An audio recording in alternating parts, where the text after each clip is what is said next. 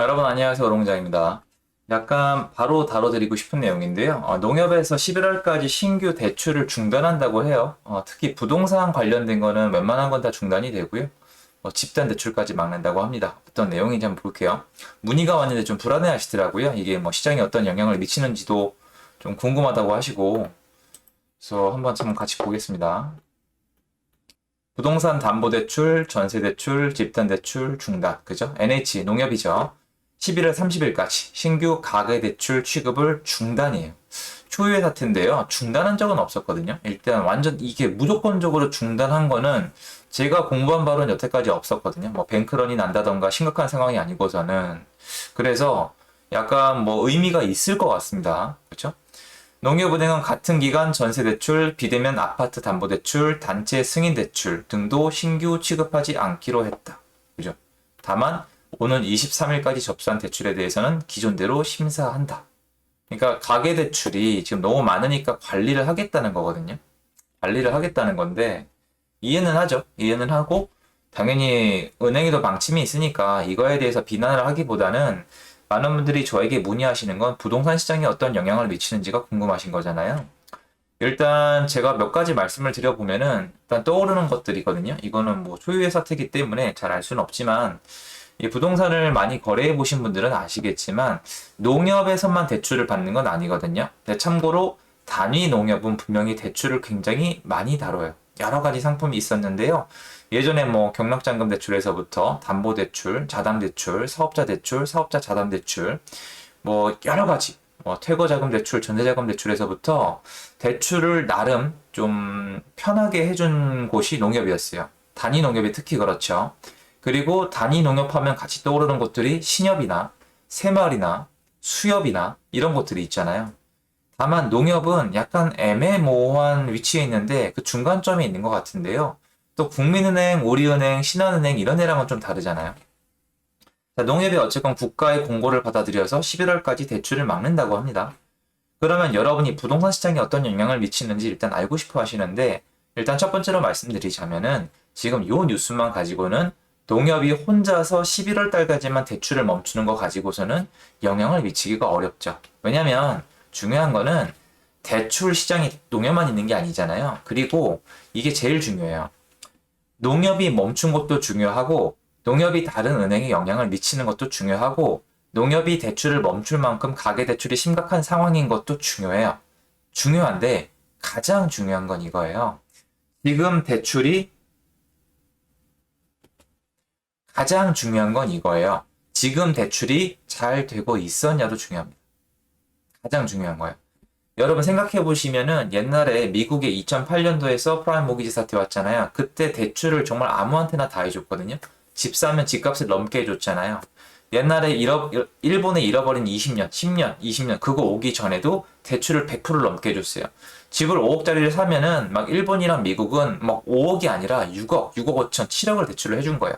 집의 미래 가치까지 봐준 거고 거기 들어가는 기타 비용까지 다 대출을 해준 거예요. 이렇게 대출을 미친 듯이 해주다가 대출 금리를 올리거나 대출을 멈추면은 그 부작용이 어마어마합니다.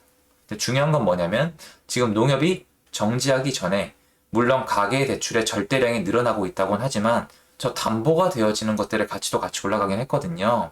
그런데 어쨌건 간에 담보 가치를 떠나서 대출이 잘 안 되고 있었어요.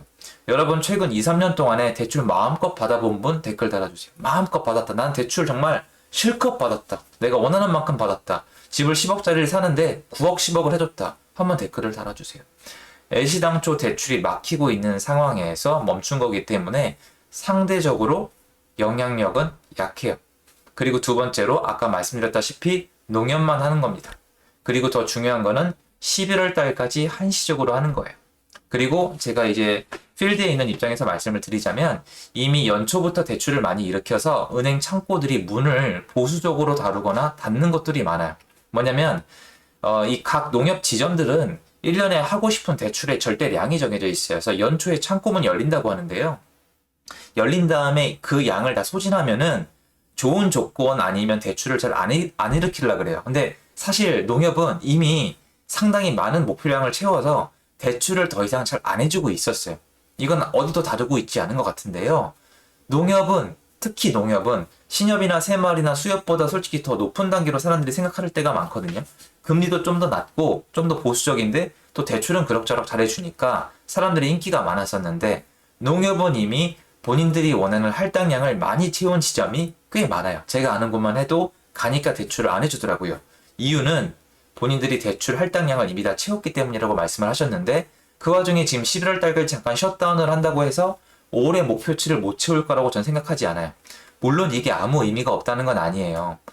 상징적이죠. 근데 과연 농협이 시작했다고 다른 은행들이 따라갈까요? 아니면 사람들이 다른 데로 몰려갈까요? 대출이 필요한 분들은 분명히 농협이 아니라 다른 곳들로 갈 거예요. 아마 우리은행, 국민은행으로 가지 못하겠지만 신협이나 새마을로는 갈 수가 있겠죠. 즉 다시 얘기해서 만약에 농협의 이번 담보대출 중단 사태가 큰 의미를 가지려면 일단은 세 가지 요건이 갖춰져야 돼요. 1. 기존의 대출이 어마무시하게 잘 되고 있었어야 한다.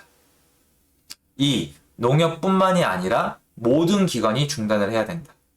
3. 11월까지 한시적이 아니라 앞으로 되게 불투명하게 사람들이 굉장히 고통스럽고 고민할 수밖에 없도록 영구 중단을 해야 돼요. 그래야 자금 쓸 생각을 안 할 거잖아요.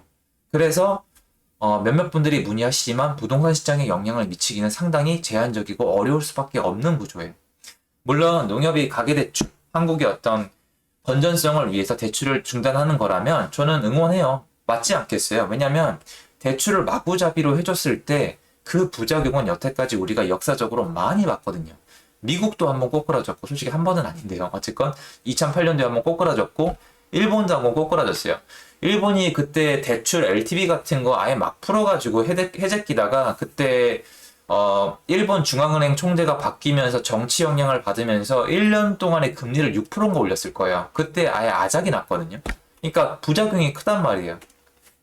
한국은 지금 대출이 잘 안 되는 상황이기 때문에 이게 어떤 상징적인 의미를 갖고 있을지 모르지만 갑자기 뭐 가계가 붕괴가 된다거나 부동산 시장이 붕괴가 된다거나 큰 일이 일어나기는 어려워요. 그리고 여태까지 은행들의 생리를 아시는 분들은 아시겠지만 이게 농협이 이걸 한다고 해서 다른 은행들이 따라갈 확률이 높지가 않습니다. 왜냐면 시중에 여러분이 알고 있는 1금융권 잘 생각을 해서 1금융권, 1금융권 뭐 국민은행, 우리은행, 뭐 신한은행 그거 말고도 솔직히 몇 개 더 있잖아요. 큰지막 농협도 되게 큰 규모죠. 그런 은행들이 잘 생각해 보시면 여태까지 각자 놀았어요? 아니면은 함께 놀았어요? 함께 놀죠. 대출 풀면 같이 풀고 쪼이면 같이 쪼이고. 왜냐면 위쪽에 솔직히 중앙은행이 있는 거잖아요. 오더를 받는 입장이잖아요.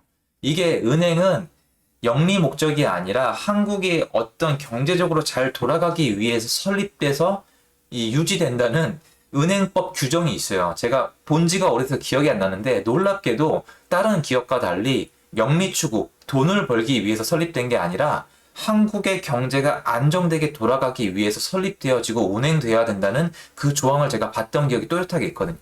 그러니까 얘네는 위쪽에 컨트롤 타워의 말을 들어야 돼요. 금감원의 말을 들어야 되고 한국은행의 말을 들어야 되거든요. 어느 정도는. 꼭두각시란 뜻은 절대 아니지만 어느 정도 협조를 해줘야 돼요.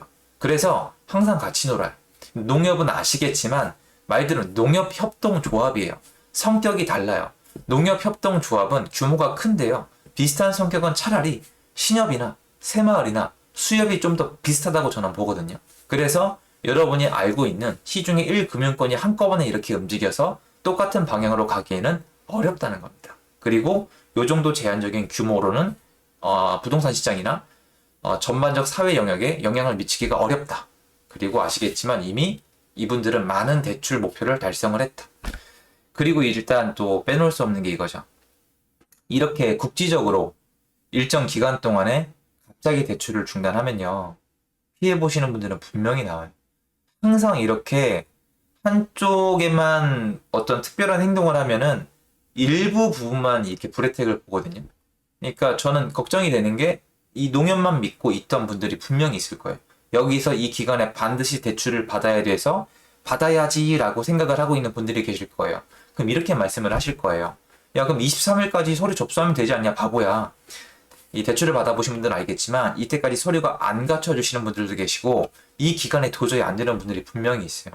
우리가 생각하는 것 이상으로 은행을 이용하는 사람들은 많아요. 사실 엄연히 따지면 거의 전 국민이 다 이용하거든요. 그럼 이 안에 8월 24일부터 11월 30일 안에 여기 계획이 있던 분들이 안 계실까요? 23일까지 서류를 도저히 못 꾸미시는 분들이 없을까요? 분명히 있을 거예요. 전 이분들이 굉장히 좀 피해를 입을 가능성이 있다고 봐요. 그런데 이거는 뭐 어쩔 수가 없는 게 농협이란 곳이 그분들의 상황에 맞게 운영을 하라는 책임이 있는 것도 아니고 그걸 맹세한 적도 없고 그런 거에 대해서 약정을 한 적도 없거든요.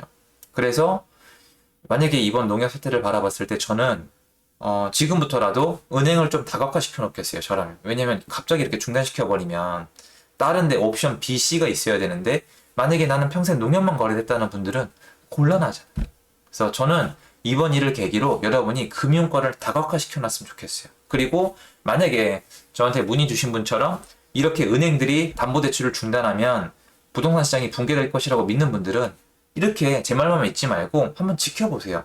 앞으로 6개월 동안 영향이 있는지 없는지. 전 없다고 봐요. 그러니까 한번 지켜보시고 그 의견이 맞는지 틀린지 지금 막 떠들어봤자 아무 의미 없고 앞으로 6개월에서 1년 동안 지켜보면 될 거 아닙니까? 그렇죠? 그래서 저는 여러분들이 이런 사태를 통해서 어떻게 생각하고 내가 뭘 해야 될지에 대해서 한번 판단을 해보셨으면 좋겠습니다. 도움됐으면 좋겠고요. 영상은 여기까지입니다. 감사합니다.